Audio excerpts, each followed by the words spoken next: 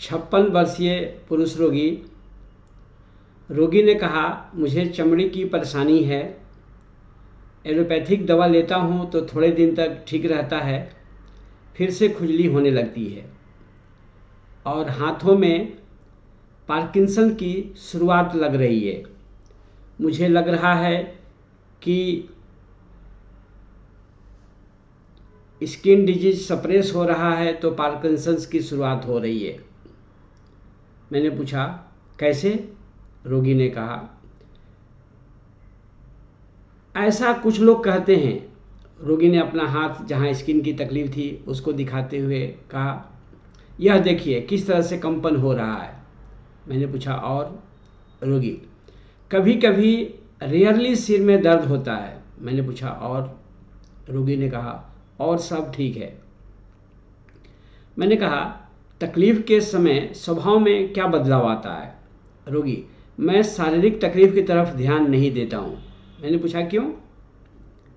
रोगी, कोई भी चीज़ सोचने से ज़्यादा होती है। मैंने पूछा, नींद कैसी है और सपने क्या आते हैं? रोगी, नींद में कोई दिक्कत नहीं है, आजकल तो ज़्यादातर समय सोए ही रहता हूँ, सपने में कुछ सोच विचार चलते रहती है। मैंने पूछा, किस तरह का सोच विचार? सब विस्तार से बताइए। रोगी, मुझे लगता है आजकल थोड़ी डिप्रेशन जैसा रहता है।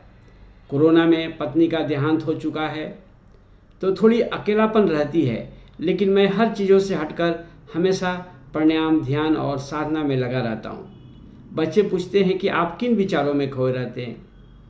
मैंने पूछा, फिर आप क्या कहते हैं? रोगी, मैं किसी से कुछ नहीं कहता हूँ, मैं किसी से अपनी अवस्था या विचारों के विषय में बात ही नहीं करता हूँ। अब दुनियादारी से कोई मतलब ही नहीं रखता हूँ, लेकिन उनको लगता है कि पिताजी चिंता कर रहे हैं।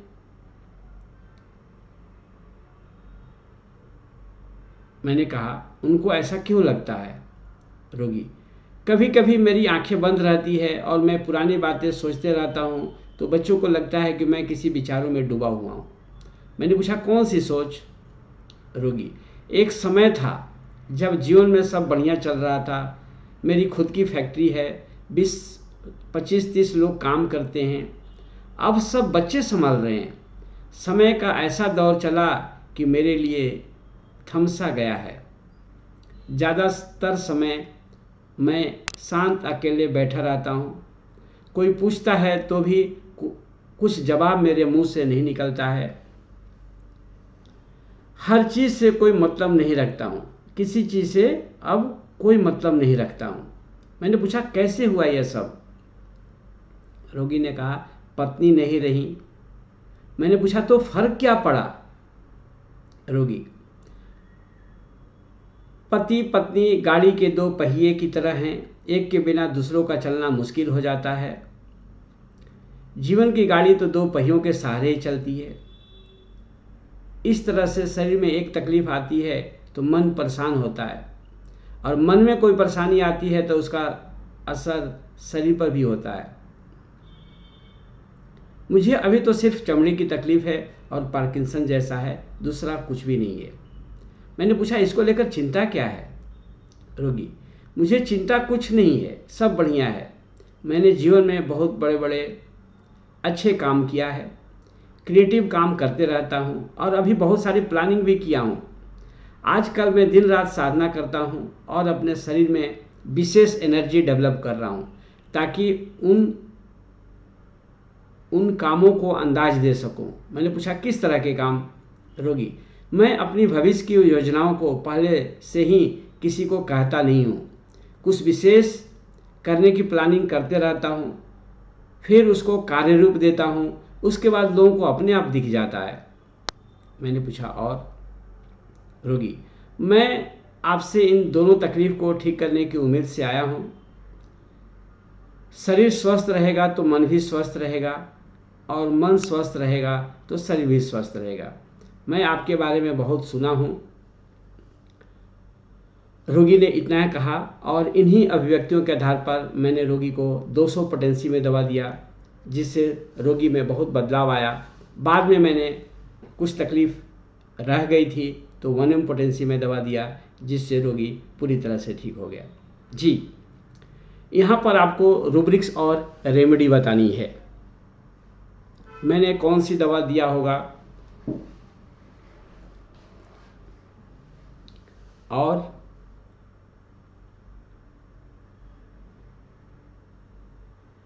क्या क्या संभावित रूब्रिक्स आपको लग रहे हैं वो भी बता सकते हैं।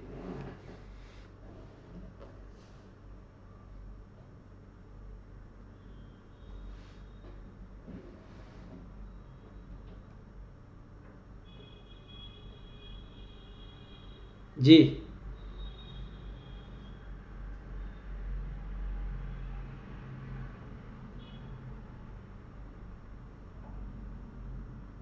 और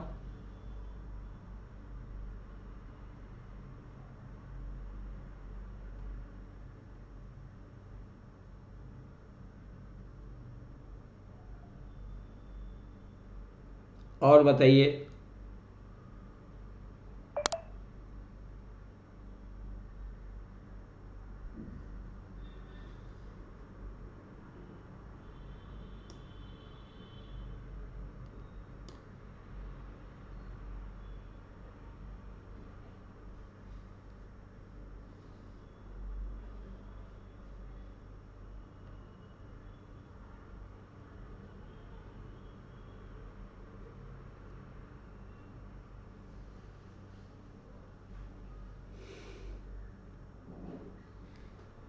इस केस में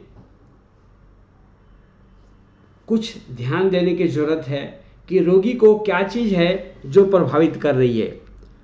दवा का नाम अभी तक आप लोगों ने सही नहीं बताया है, शायद जो जानते हैं वो आज मौन हैं।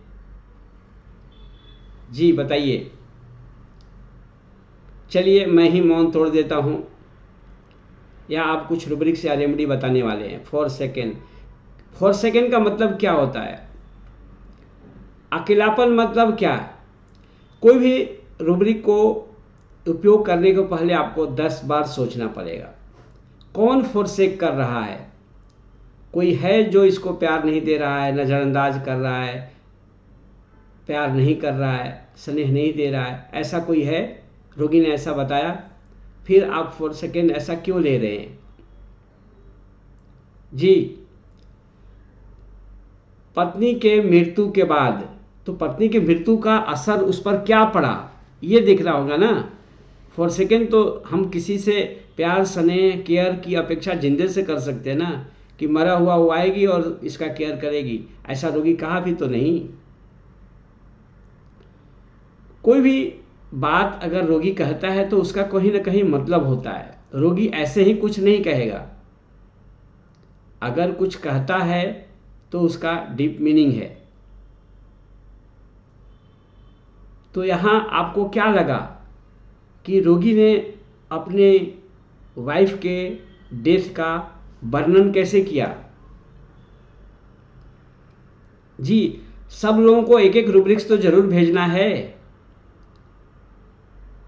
कम से कम एक रूब्रिक्स तो भेजिए तो मैं आगे बढ़ूं। जी, सन्नाटा क्यों है भाई?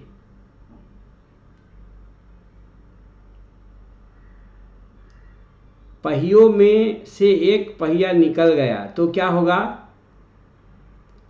गाड़ी आगे नहीं चलेगी। सही बात है ना?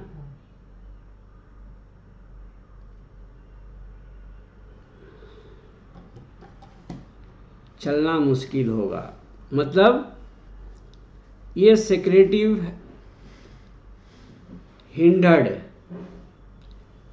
हिंडर्ड मतलब रुकावट आती है, चलती तो है लेकिन अटक अटक के। यहाँ तो थम सी गई है जिंदगी, और इस बात को वो सोचते रहता है, उसके दिमाग से निकलते नहीं है।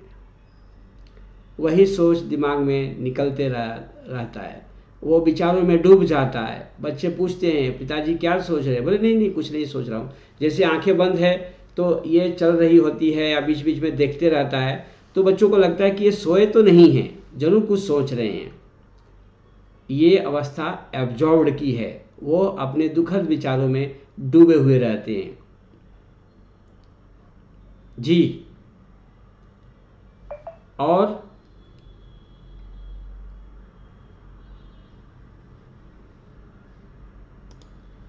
बताइए।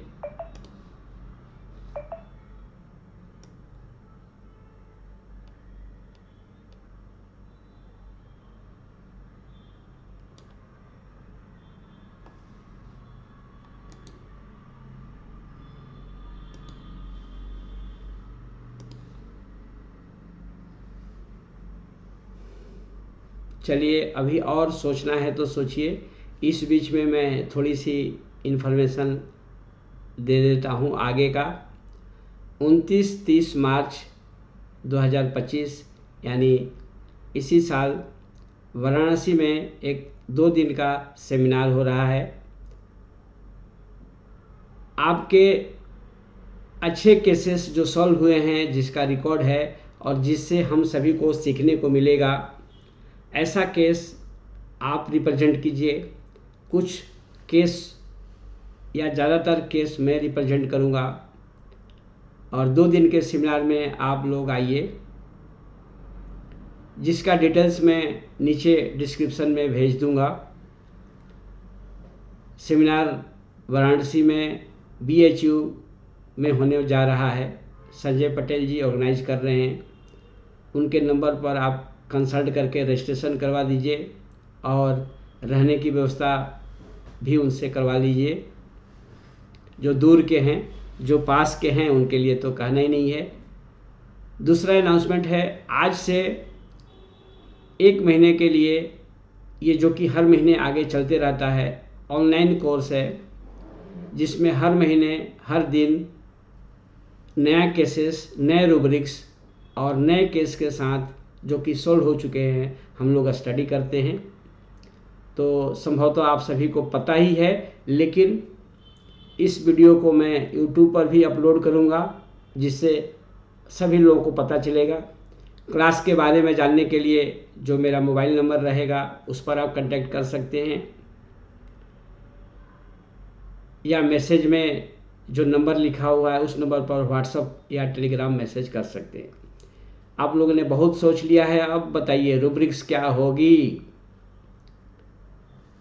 बताइए जल्दी जल्दी जल्दी। चलिए, बहुत अच्छा। जल्दी बताने वालों को बुक्स का इनाम दिया जाएगा, और सेमिनार में भी तो कुछ इनाम रहेंगे। जो सबसे ज़्यादा सही हमारा अनुमान कर सकेगा कि मैंने कौन सी दवा दिया है, ऐसे लोगों को भी पुरस्कृत किया जाएगा। जी, तो बताइए आज का पुरस्कार कौन लेने वाले हैं? विनय मेहरा जी, बहुत अच्छा। इंडिफरेंस थोड़ा अच्छा है। चलिए, आप लोग बताने में देर कर रहे हैं, मैं ही बता देता हूँ। ओके,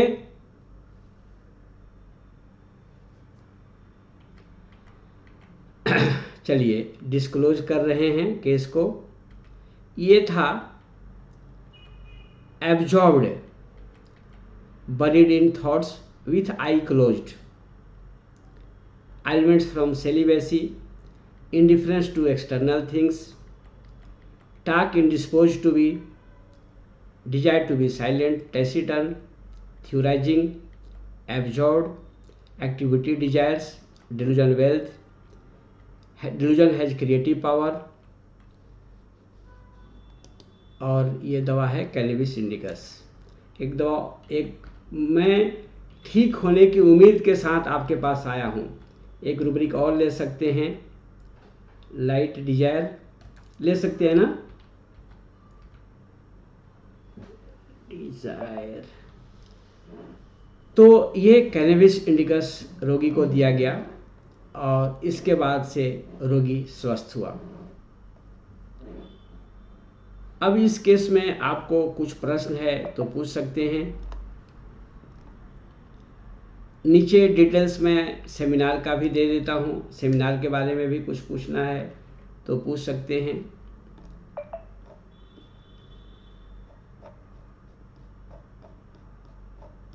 क्लास के बारे में भी सूचना दे देता हूँ। नहीं है क्या?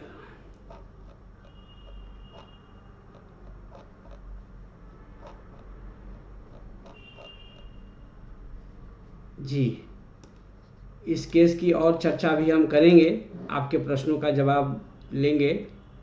इस बीच में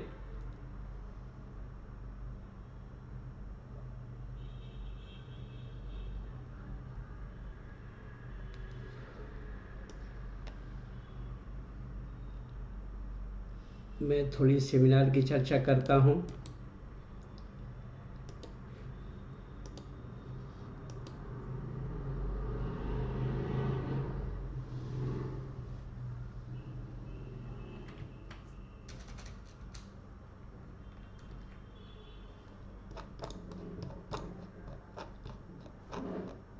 ये है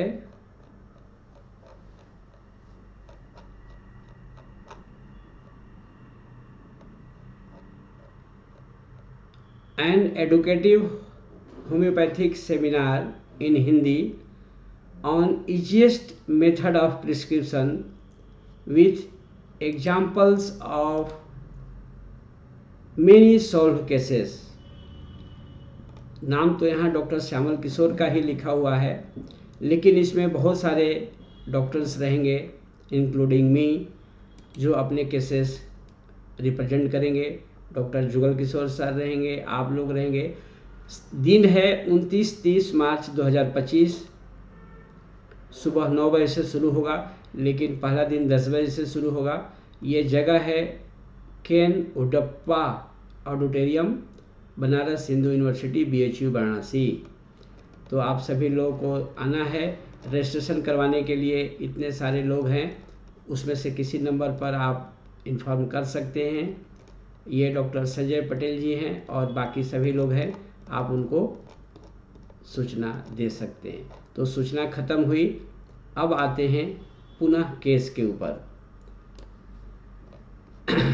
रोगी ने कहा कि मुझे चमड़ी की तकलीफ़ है, खुजली होती है और मुझे ऐसा लग रहा है कि ये स्किन का डिजीज सप्रेस हो रहा है, तो पार्किंसन की तकलीफ़ होती है। ऐसा सब लोग कहते हैं, तो हम सुपरस्टिशस ले सकते हैं। लेकिन इस केस में एक चीज़ बार बार आ रहा है कि रोगी थ्योरी बना रहा है, ये ऐसा हुआ तो ऐसा होता है। मतलब थ्योराइजिंग में क्या होता है, एक यूनिवर्सल ट्रूथ जैसा रोगी कुछ कहता है, जैसे ऐसा होने से ऐसा होता है। रोगी अपनी बीमारी को लेकर के अपना एक हाइपोथेसिस बनाता है जो उसका होता है। कोई जरूरी नहीं है कि वो दूसरों के लिए भी या वैज्ञानिक तरीके से सत्य भी हो, लेकिन रोगी का अपना मानना होता है, रोगी के बारे में अपना ओपिनियन होता है और वो थ्योरी बनाता है, ऐसा हुआ तो ऐसा हुआ या होता है।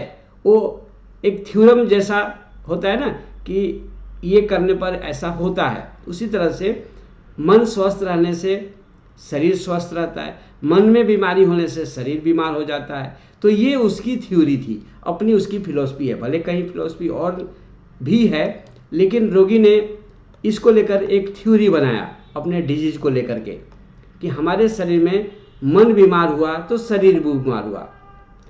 ये थ्योराइजिंग एक जगह नहीं कई जगह था, तो हमने थ्योराइजिंग लिया। कोरोना का ध्यान से अब हम elements from death of loved one या फैमिली या पेरेंट्स ले सकते हैं, लेकिन इसने उसको कैसे जोड़ा? उसने जोड़ा कि जीवन थम सा गया है,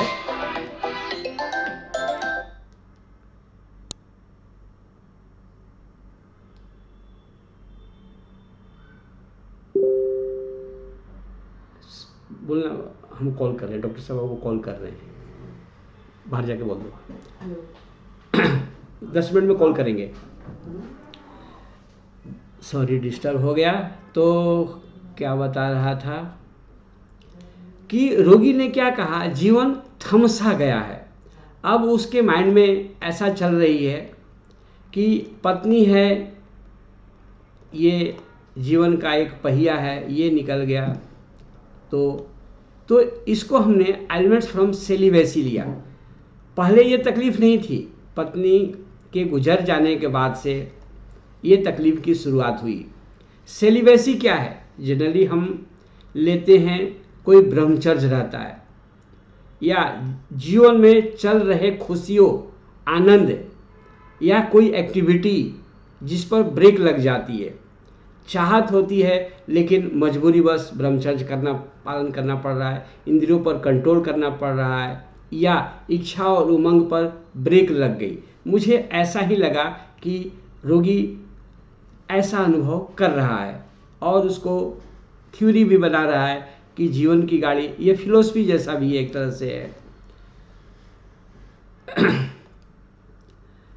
अभी तो मुझे पार्किंसंस की तकलीफ है और दूसरा कुछ नहीं है। यहाँ मुझे वेल्थ लगा, मेरी फैक्ट्री है, 25 मेंबर हैं काम करने वाले, मुझे दूसरा कोई भी तकलीफ नहीं है, सिर्फ यही तकलीफ है। यहाँ वेल्थ भी थोड़ा दिखा, जीवन में सब बढ़िया है और मैं हमेशा क्रिएटिव काम करता रहता हूँ और इसी में आगे भविष्य की हमारी प्लानिंग भी है।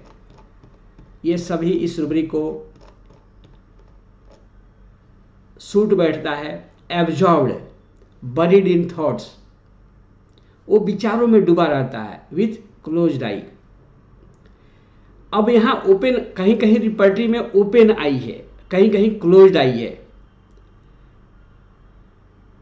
अब यहाँ आई क्लोज्ड का मतलब क्या है? आसपास में जो कुछ हो रहा है मैं देखूंगा ही नहीं। बच्चे खुश करने की कोशिश कर रहे हैं, दुनियादारी से अब कोई मतलब ही नहीं है। आंखें तो है लेकिन आंखें रोगी ने बंद कर लिया है विथ क्लोज्ड आई। आंखें बंद करके वो उन विचारों में डूबा रहता है। अब दुनियादारी से मुझे कोई मतलब ही नहीं है। इनडिफरेंस टू एक्सटर्नल थिंग्स, क्या हो रहा है क्या नहीं, मैं मतलब ही नहीं रहता हूँ, किसी से बात ही नहीं करता हूँ।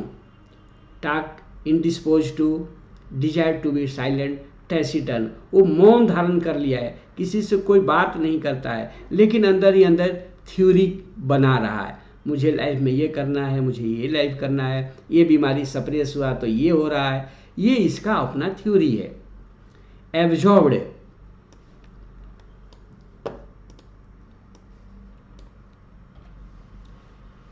एक्टिविटी डिजायर्स, क्रिएटिव एक्टिविटी, रोगी हमेशा क्रिएटिव एक्टिविटी करना चाहता है। वेल्थ मतलब क्या? प्रचुरता, एवरीथिंग इन एबंडेंस। तो रोगी, हमारे पास पैसे भी है, हमारे पास स्वास्थ्य भी है, वेल्थ का अनुभव रोगी कर रहा है। डिल्यूजन हैज क्रिएटिव पावर, मुझ में कुछ क्रियात्मक कार्य करने की क्षमता है, मैंने किया भी है। डिल्यूजन हैज क्रिएटिव पावर, और आगे कुछ करना है।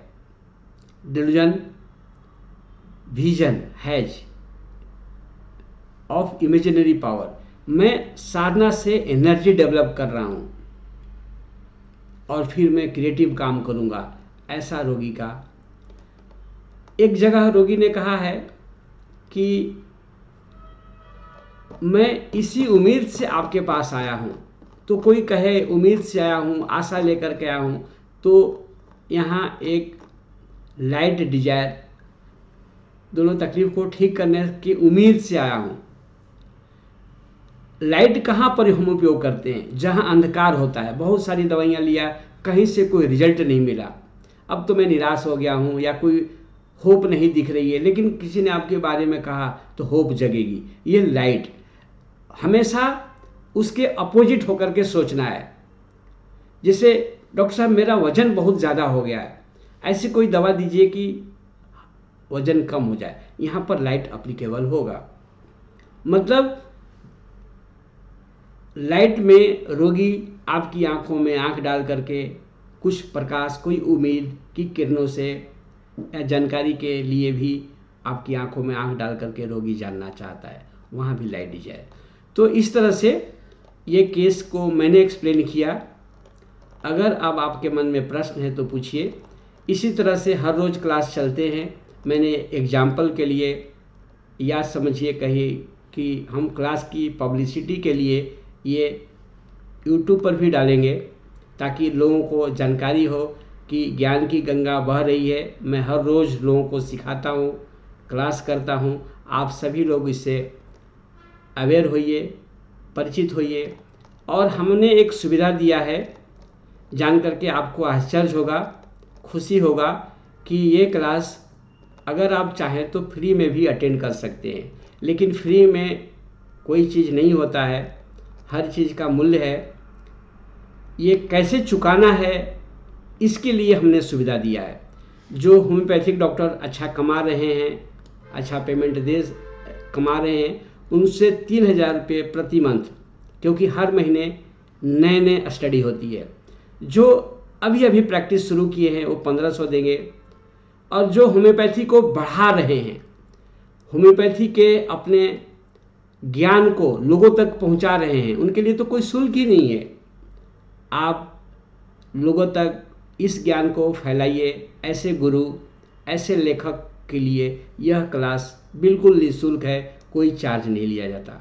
जो आर्थिक रूप से अभी स्थिति में नहीं है वो फिलहाल 1100 देंगे। जो थोड़ा संपन्न है वो 1500 दे। अगर आपको ट्राई ही करना है कि डॉक्टर साहब हर महीने में क्या पढ़ाते हैं, तो भी कर सकते हैं। और आप चाहते हैं कि अभी हम कुछ देकर बाकी लाइफ में देना चाहते हैं, तो अभी आपको कुछ देने की ज़रूरत नहीं है। लेकिन आपको एक प्रोमिस लेटर भेजना होगा कि मैं आपको अभी कुछ नहीं दे रहा हूँ, लेकिन जिस दिन मेरे पास पर्याप्त धन होगा, बहुत पैसा आ जाएगा, उस दिन आपका सारा हिसाब एक बार में क्लियर कर दूंगा। यानी 3,000 प्रति मंथ के हिसाब से जितना महीना आप अटेंड किए रहेंगे उतना पेमेंट एक साथ देना रहेगा। ये लाइफ में कोई सीमा नहीं है, 1 साल, 2 साल, 3 साल, 10 साल, जब आपको लगे कि now I am capable to pay the fee, उस दिन चुकाना है। ये फ्री नहीं है। धन्यवाद। आशा है आप लोग मेरी बात को समझ गए होंगे। और इस केस के बारे में प्रश्न तो पूछना बाकी है, पूछिए। कि सिर्फ मैं प्रचार ही करता रहूं? एक प्रचार करना तो और बाकी रह गया, लेकिन चलिए किसी और दिन करूंगा। हमने 6 पुस्तकें लिखा है। 7वीं पुस्तक का विमोचन वाराणसी सेमिनार में होगा, और सेमिनार में वो पुस्तक अवेलेबल भी रहेगी। और क्या प्रचार करूं? प्रश्न तो पूछिए, आप लोग बैठे हैं।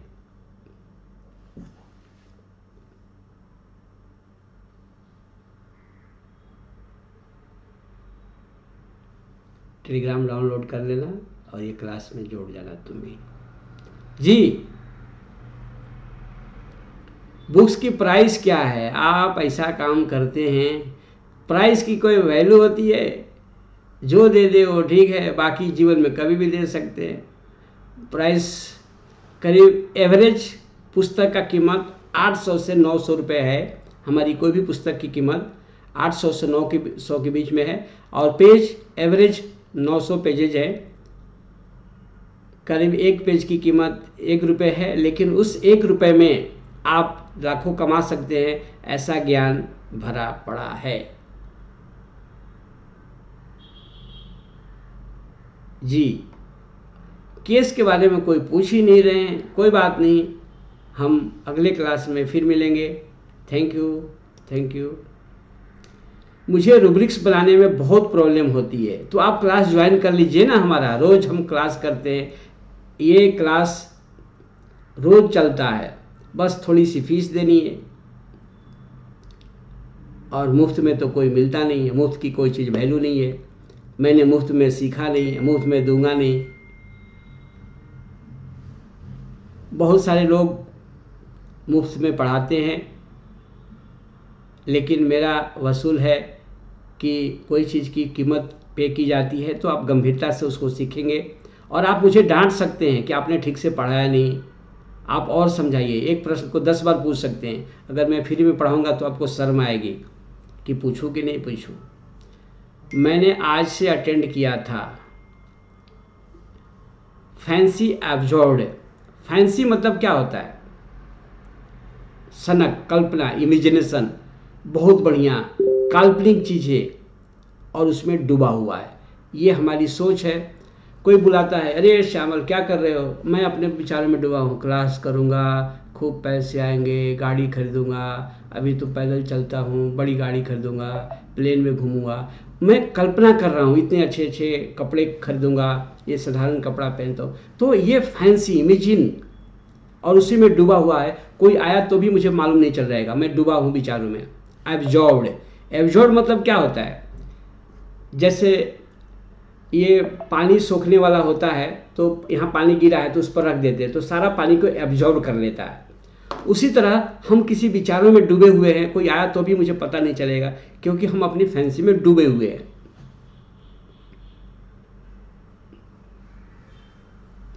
क्लियर है?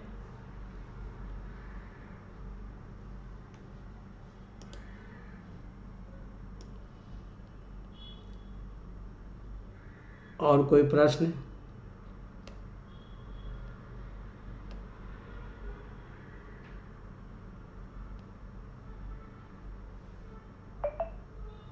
जी, क्लास में ज्वाइन होने के लिए आप इस नंबर पर टेलीग्राम मैसेज करेंगे या व्हाट्सएप मैसेज करेंगे। एब्जॉर्ब्ड तीनों को कैसे समझेंगे? तीनों आपने लिखा कहाँ? एब्जॉर्ब्ड विचारों में डूबा हुआ, ब्रूडिंग सोचना कि इसका निकाल क्या होगा। एब्जॉर्ब में डूबा रहता है, किसी थॉट्स में, किसी आइडिया में, किसी विचारों में। और ब्रूडिंग क्या है? इसका उपाय क्या होगा, इसका सॉल्यूशन क्या होगा, इसमें से समस्या से बाहर कैसे निकलें, ये ब्रूडिंग।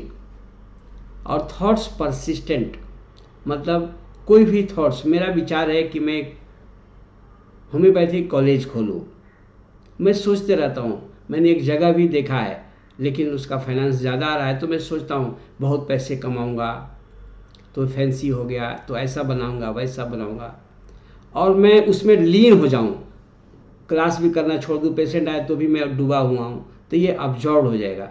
ब्रूडिंग सॉल्यूशन क्या होगा?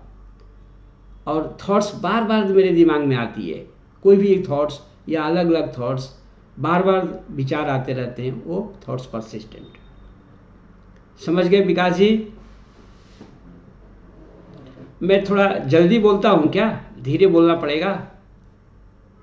आप लोग बताते रहिएगा, टोकते रहिएगा, जो पैसा देते हैं वो टोक सकते हैं। कि थोड़ा धीरे बोलो ना, क्या ट्रेन छूट रही है कि प्लेन छूट रही है? तेज़ी से बोल रहे हो, ऐसा तो नहीं है ना? मैं धीरे मतलब तेज से तो नहीं बोल रहा हूँ।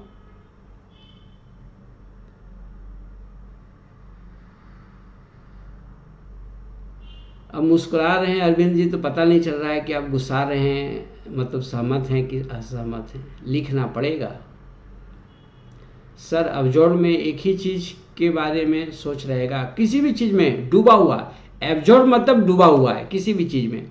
अब सब रूब्रिक्स अलग अलग है, देखिए ना एब्जॉर्ब वाले रूब्रिक क्या क्या है। Absorb in house hold matters, absorb in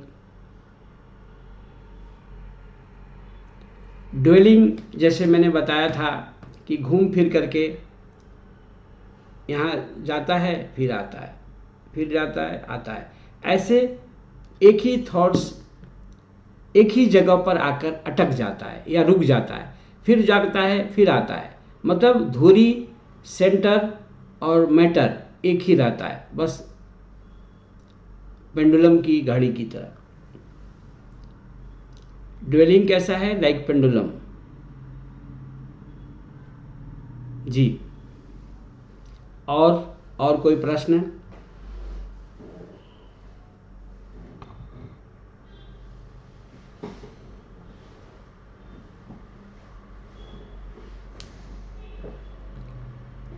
और कोई प्रश्न है?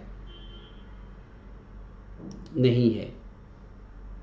चलिए हम लोग फिर अगले क्लास में फिर उपस्थित होंगे। Thank you.